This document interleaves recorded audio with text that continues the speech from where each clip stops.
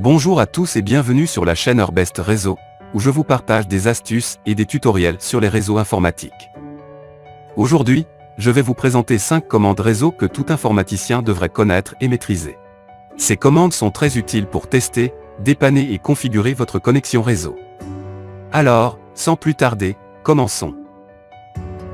La première commande que je vais vous montrer est ping. Ping est une commande qui permet de vérifier la disponibilité et la latence d'un hôte ou d'une adresse IP sur le réseau. Pour utiliser ping, il suffit de taper ping suivi de l'hôte ou de l'adresse IP que vous voulez tester. Par exemple, si je veux tester la connexion avec le site web de Google, je tape ping www.google.com dans l'invité de commande. Vous verrez alors apparaître des lignes qui indiquent le temps de réponse en millisecondes de chaque paquet envoyé et reçu. Si vous voyez des lignes qui disent délai d'attente de la demande dépassée ou destination host unreachable, cela signifie que l'hôte ou l'adresse IP n'est pas joignable ou qu'il y a un problème sur le chemin. Ping est donc une commande très simple mais très efficace pour tester la connectivité réseau. La deuxième commande que je vais vous montrer est ipconfig. Config est une commande qui permet d'afficher les informations de configuration IP de votre ordinateur, comme l'adresse IP, le masque de sous-réseau, la passerelle par défaut, le serveur DNS, etc. Pour utiliser ipconfig, il suffit de taper ipconfig dans l'invité de commande. Vous verrez alors apparaître les informations de configuration IP de toutes les interfaces réseau de votre ordinateur, comme Ethernet, Wi-Fi, Bluetooth, etc.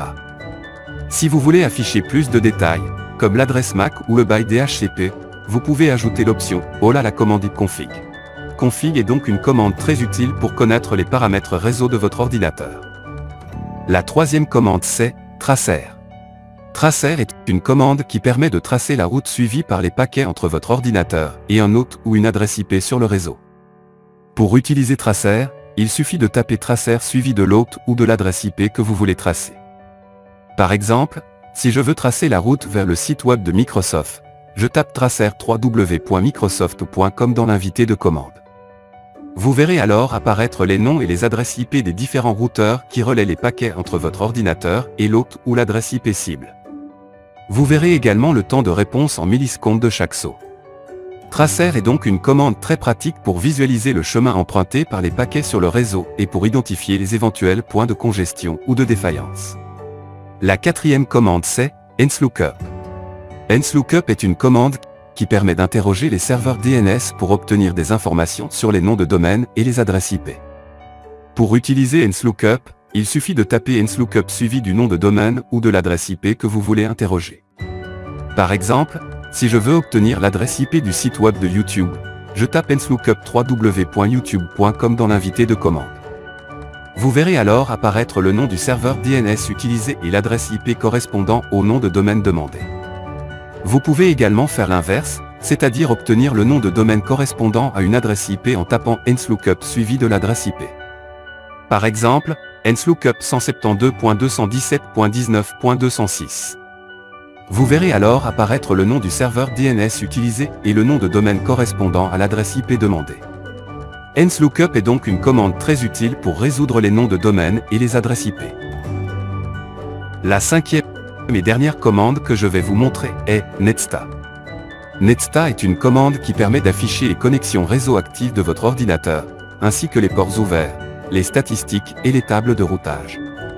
Pour utiliser Netsta, il suffit de taper Netsta dans l'invité de commande. Vous verrez alors apparaître les connexions réseau établies ou en attente, avec le protocole utilisé, l'adresse locale, l'adresse distante et l'état. Si vous voulez afficher plus de détails, comme le nom du programme associé à chaque connexion, vous pouvez ajouter l'option B à la commande Netsta. Par exemple, Netsta B. Netsta est donc une commande très puissante pour surveiller et contrôler les connexions réseau de votre ordinateur. Voilà, c'est tout pour cette vidéo. J'espère que vous avez appris quelque chose d'utile et que vous allez maîtriser ces 5 commandes réseau. Si vous avez aimé cette vidéo, n'hésitez pas à laisser un pouce bleu, à vous abonner à ma chaîne et à activer la cloche de notification pour ne rien rater de mes prochaines vidéos. Je vous dis à bientôt pour un nouveau tutoriel sur les réseaux. Ciao!